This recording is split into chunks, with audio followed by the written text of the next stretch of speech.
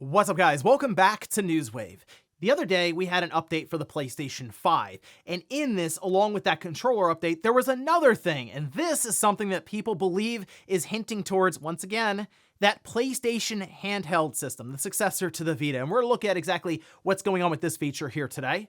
Also, we are gonna be talking about Nintendo as there is now discussion around the idea of achievements, system-level achievements being added in to the Switch 2, and we'll see where all of that is coming from. And we'll also be talking about the potential for leaked prices around that Xbox ROG Ally X system, at least the two handhelds, as that's coming up pretty quick, and strangely enough, we still don't have official pricing for these things. All of that and more. Guys, if you enjoy these videos, make sure you hit that like button. Helps out a ton. And if you're new here to the Spawn Wave channel, make sure you subscribe down below. And of course, members for the channel do get Newswave early. If you would like to learn more about that, click the join button or the link in the description down below. And we're gonna start today with a correction from yesterday, because looking at that chart again, seems like I swapped some stuff around there, transposed some things. So let's take a look and correct this for the record. This was the chart that we looked at yesterday, the biggest gaming and tech showcases of 2025 from Streams Charts. And in this, you can see on the left that Nintendo Direct 6.3 million for viewership during the live streamed event, and that is actually for the Switch 2 showcase that happened back in April. All right, so very important to note, makes a lot more sense now looking at it that way. Then it's Summer Game Fest 2025, then it's that most recent September 12th Nintendo Direct at 2.92 million, then we have the Apple event that happened a few days prior on September 9th at 2.8 million, then we go all the way back to March 27th for that Nintendo Direct at 2.72 million. So, while that September 12th Direct was certainly not the more than 6 million in terms of viewership, it was still higher than the Apple event that happened last week, just before it. So there you go. Apparently the Direct, while not more than 6 million in terms of viewership, a massive bar that we saw there for just the games being shown in that Direct, still higher than apparently if a new iPhone is being shown, at least online.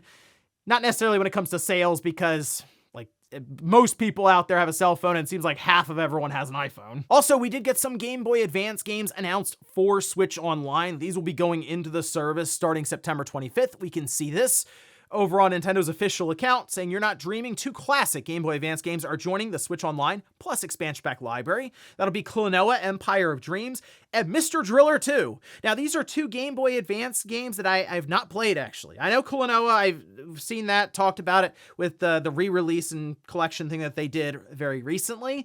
But the Game Boy Advance one is one that I hadn't played, and same with Mr. Driller 2. I've played Mr. Driller in the past, but not this one. And that's kind of the cool thing about the Game Boy Advance library. There are some weird ones that Nintendo can grab and drop into the service here, provided third parties will play ball with them, and of course whatever the fees or licensing costs that ends up being. But that's the fun thing about the Game Boy Advance library. It's vast, and there's all kinds of stuff that they could pick and kind of surprise you with. And in this case, 2 games I haven't played. Those going in September 25th. The only issue is, as I mentioned before, there's a lot that's coming out and that I'm trying to play right now. I might make a video about that here soon, because it is getting out of control with the amount of stuff that's dropping. In fact, we're gonna talk about one game here soon with the reviews going out that I want to play, and it's like an 80+ hour game. It's a whole thing. But at least for now, next week, you should see some new Game Boy Advance games going in. Oh, and with next week, Tokyo Game Show, it looks like there's one game that Yakuza fans out there are pretty excited to hear about. This we can see over on Push Square, saying Yakuza Kiwami 3 seemingly leaked on the dev's website. Now, this popped up over on RGG's website. People spotted it. They did some screen captures of the listing, and then it was scrubbed from the site pretty quickly after that. And we know that there are some mystery games right now that Sega has lined up. People are already speculating something from RGG. And there you go. Yakuza Kiwami 3 seems likely to be announced and shown off next week for Tokyo Game Show. Again, exciting stuff there for Yakuza fans. This is something where I look at and I go, I know there was a Yakuza 3 remaster or port. The Kiwami series, to my understanding, those go a bit further than just like a basic port or even like a remaster. So again, we'll see that announced next week, and it sounds like something that I guess would probably get a release date and it coming up here pretty soon, maybe even before the end of this year. That'd be a fun surprise. And guys, with some of the quick news out of the way, let's get into the bigger stuff. Let's start right away with Sony and a recent update for the PlayStation 5 that has people wondering if it's really to test things for their future handheld that's been rumored for quite some time, to the point where we now have like chipset information and RAM configuration, even pricing for build of materials. But this is something that is a bit more substantial because it's directly from Sony. Now, we can see this over on PlayStation Blog. It's in the same post that discussed the pairing of a single DualSense controller to multiple different systems by using the face buttons with the PlayStation button in the middle.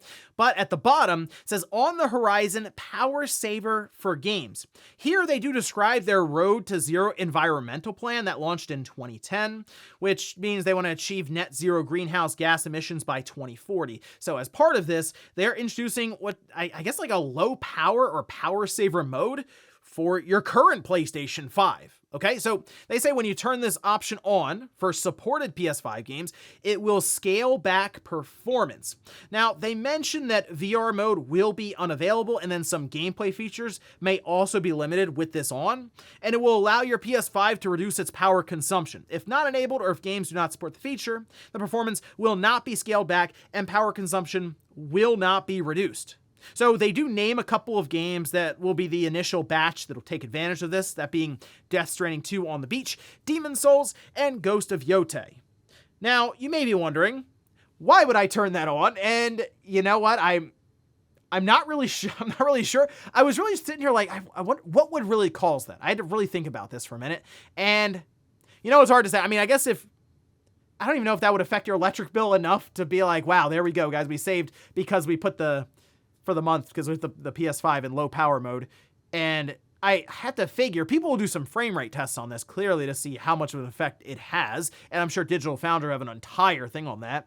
But I don't really know why I would turn it on if that's going to mean that, say, resolution is, instead of aiming for 4K, it just locks the PS5 at 1080p, for example. Or instead of going for 60 frames in performance mode, locks it to 30 frames.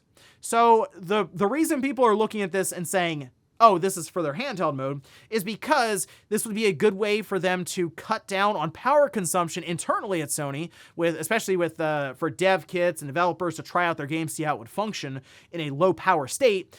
Because maybe it has to say, I don't know, run off of a battery. Or this might be the best way they can simulate the performance of that chipset that would go in the PlayStation handheld. And I know Sony is using it as way of, an environmental initiative that they're doing here, and that's fine too. It seems like an odd thing to ask people to turn it on to then cut back on performance for what's being sold to them as a high-end gaming box or console that you put onto your nice TV and in your entertainment center with the surround sound. It just seems kind of strange. I don't really know how many people out there are looking to turn this on. Now, if there are some games that come out that you may as well turn on power saver mode because it's not really going to affect, like I'm thinking of smaller 2D indie games that maybe it would run 4K 60 or upscaled 4K 60 in lower power state because it's not a very demanding game. Maybe then it automatically turns on and then I get it. Otherwise though, if you're going to play Death Stranding 2 on the Beach with a PS5, you probably want it to look as good as possible. So I don't really know why you'd go in purposely and toggle this on. Hey, let me know in the comments if you could think of a reason why you would turn on the power saving mode outside of you want to see how your game runs maybe on something that would run off of a battery here in a couple of years. Next up, let's talk about Nintendo and the potential for achievements at a system level for the Switch 2. This was really making the rounds yesterday, and there's a few reasons why. First, there was a set of rumors that were really getting thrown around by Nash Weedle. And then we had someone else show up and say, well, here's where the information's actually coming from. In fact, like you can see this is over on their social media account from Nintendo Patents Watch. They do a very good job, just as you figure, watch for Nintendo patents. But they do also kind of yell at Nash Weedle a bit about continuing to misrepresent patent content as leaked. And look, the patent that we're going to look at was published on September 4th. And a lot of the information that Nash Weedle posted seems to come from it, and it wasn't really shown as a patent, more as information they had. So we'll leave it at that. Anyway, we can take a look at the patent here with the publishing number, everything at the top. You see the date, and this was filed September 4th, 2024, and now exactly a year later, here it is being published and made public. I'll read some of the abstract very quickly. You'll see it's kind of redundant, but it's for a purpose as they're trying to be very, very specific with their descriptions. They say a processor gives points to a user if any of a plurality of giving conditions is achieved by the user, and gives a reward selected by the user from among a plurality of rewards to the user in exchange for the points owned by the user. The plurality of giving conditions include a first giving condition achieved if a specific game is played, and the plurality of rewards include first rewards set in an initial state of being unselectable, and second reward selectable without achieving the first giving condition. Okay, so what they are describing there, and you may already be thinking about it, are those platinum coins. You know, you get those in the Switch or Switch 2. You go in there, they have missions you can do, play a certain game, and we'll throw you 100 of these platinum coins. And then you use those, you turn around and you buy an icon, say, for your account, or you can have like wallpapers and stuff. Like, there are things you can cash them in for, and you can save up for even larger rewards and stuff like that. Well, the thing with this is they seem to keep updating it, and the more they update it, they have all these flowcharts, for examples, that you can see. It starts to look more and more like they're going beyond just doing platinum coins. It starts to look like, oh, you have these achievements, or whatever they're going to call them. I mean, we have achievements, we have trophies. I figured Nintendo would come up with something a little more creative to call it. But it starts to look more and more like you have a number of these different achievements or milestones that are attached to single games, but are tracked at a system level. And they even show that people can see your achievements, and it's kind of almost like a player card that you have with a history of your different games and what you've done in them. And the patent, as you'd expect, is very, very specific and detailed as to how they're going about this with the different flowcharts. But the bottom line here is it is still a patent. It's been updated quite frequently, and it does seem to be building off of the platinum points that are already there. That's a very rudimentary style of missions and rewards. This seems like something more tied to individual games. And the thing with this is I would like to see Nintendo get to a point where they have system level achievements. And the reason for that is because I think the achievements and the trophy stuff, it's become kind of stale. I was hoping that it would have evolved a little bit more versus where we were when they were first showing up. I mean, we have Microsoft with their rewards program that's kind of like Nintendo's platinum coins already. Sony tried PlayStation Stars. That didn't really work out. They shelved that for now. I would like to see Nintendo show up with something a bit more creative, but is similar in the sense that it's system level and it's game by game. And it's a way that you can have kind of a community around it where, yes, you can show off your achievements and what you've been able to do in different games. And I think Nintendo could be very creative about this whole thing, but as of now, it is a patent. But it has brought up the conversation around if Nintendo should add achievements in the first place, and I think they should, because if you don't want achievements, you can just kind of ignore them. But there are many people out there who really enjoy achievements or trophies on their different systems, so it's just one more thing to add in that people would get a kick out of. And to be fair, it does help promote engagement on the platform, as we've seen with Xbox and PlayStation, and Nintendo is certainly talking a lot about the number of people each month that are playing on their Switch or Switch 2, and as they bring them in, they want to continue to retain those people through digital libraries that, yes, are now tracked completely across generations, or maybe a way to build up some sort of milestone tracking or achievement tracker that'll also follow you through generations. Next up, let's talk about Trails in the Sky First Chapter. It's out this week, actually tomorrow. I'm picking it up. I've talked a lot about like Trails of Cold Steel, just the Trails franchise in general, and people always tell me where to start, how I should go about going through it, and which ones to pick up. This, though, seems to be the definitive one that everyone's like, you know what? If you're going to start somewhere, start there. So I'm picking it up, I'm going to play through it, and we'll see how things go from at least that point. But we have some reviews going live, and we can take a look. We'll start here on Metacritic, as, again, a few reviews coming in. The game is very long, right? Like, it's 80 hours or so to play through the game and do a bunch of stuff, so it's going to be a little longer to get these reviews out. However, there are 5 on the PS5 and 4 on the PC, which gives us a couple of scores. On the PS5, we have an 88. On the PC, we have an 84. If we jump over to OpenCritic, it's currently sitting at an 89. That just takes a bunch of the different reviews and pull them together, and at times it differs from what's on Metacritic. However, right now, an 89 on OpenCritic with 100% critics recommending this game, and we'll see how this goes as we continue along and more people have a chance to play through it. But here's the thing with this game. We have a demo, and I've been playing the demo. It is a long demo, and the last time I really experienced that to this degree with an RPG like this was Dragon Quest Dragon Quest 11. They put out a demo for it, and the demo itself was 7 or 8 hours long. It was the length of some games now that come out that are like the games you can play through quickly. That was the demo. So the game itself, then I love the game. And I'm looking at this like, wow, the demo here, a lot of confidence putting out a demo that is that long. You can play through it for a few days, and then the save data carries over. And it certainly introduces you to a lot of the functions of the game, the mechanics for the battle system and the visuals in general, which I think are very, very good. So I was already sold on the demo. I'm sold on the game. Again, the issue I'm running into right now is there are just too many games coming out, and this is one of them, especially when I hear that it's like 80 hours to play through it with all the added dialogue and content and stuff to it. It's going to be a journey. But Trails fans out there, don't worry.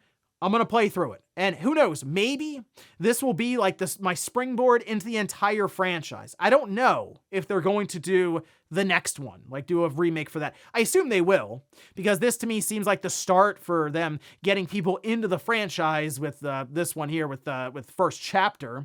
So if that's the case, there you go. I'll wait for the second one. Maybe I'll go back to the Trails of Cold Steel and continue my playthrough with that. So we'll see how this works out. But otherwise, I will be picking up physically, all right, on Friday, and we'll start there. And in our last bit of news, let's talk about that ROG Xbox Ally X and Ally handhelds.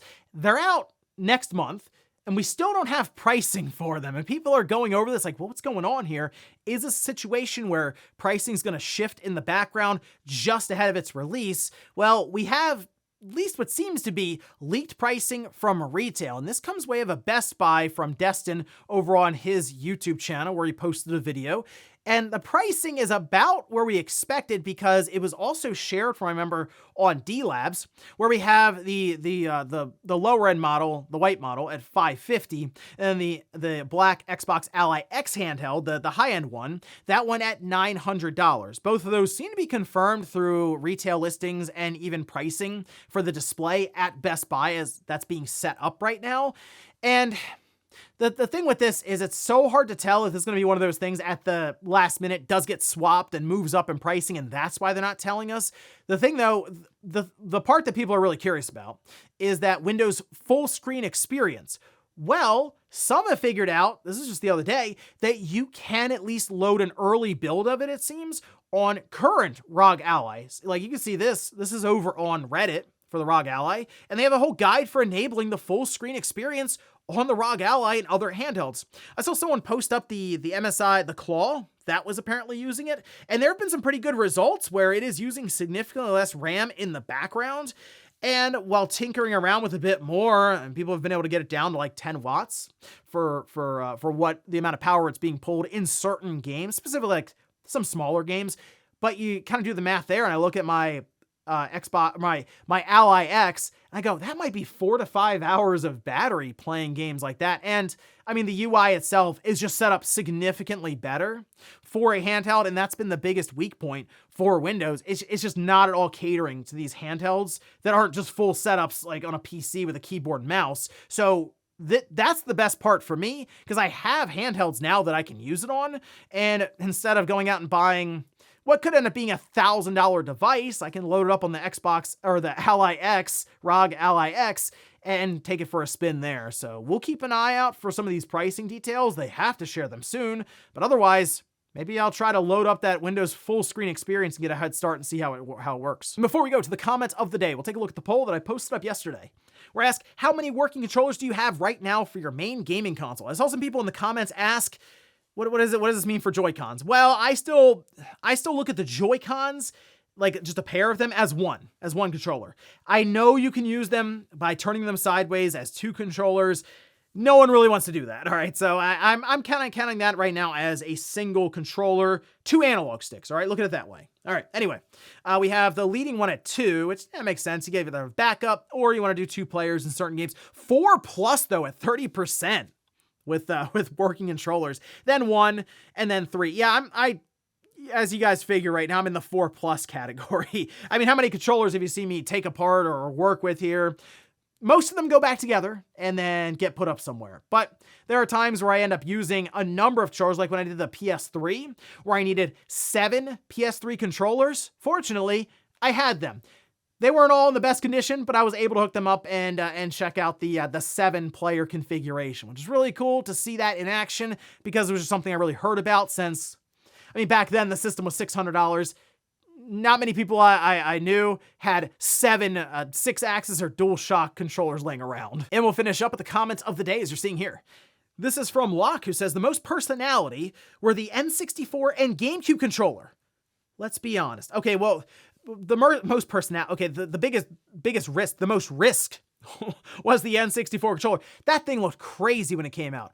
Although I guess, really considering when it showed up after the Super Nintendo controller, we didn't really know what the traditional controller even looked like with an analog stick. So for all we know, that's what it looked like then, but it was still a weird controller to have to use. And going back to it now for the younger generation, I mean, they have to look at that thing sideways and be like, what is this? And that was Nintendo. Nintendo being Nintendo. That's the best way I can describe it. I don't know anyone else who would have come up with a controller like that to feature an analog stick, but they did it.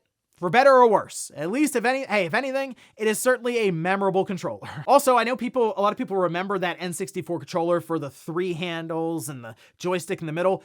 Don't discount that Z button being underneath. I think there's a lot to that with where we are now with controllers, where you have like triggers underneath or even shoulder buttons at the top behind the main ones that then swivel down. The idea of putting a button underneath the controller, I mean, really look back on it, is absolutely game-changing. So again, I know the 3-handle design, the analog stick, that Z button though, that changed some things. And ladies and gentlemen, that's gonna do it here for Newswave. If you enjoyed this video, guys, hit that like button. If not, hit the dislike. Leave comments down below about everything we talked about here today. If you missed yesterday's Newswave, I'll leave it up here in a card.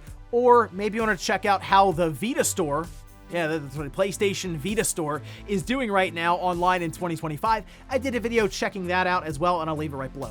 Thanks guys for watching, and I'll see you next time.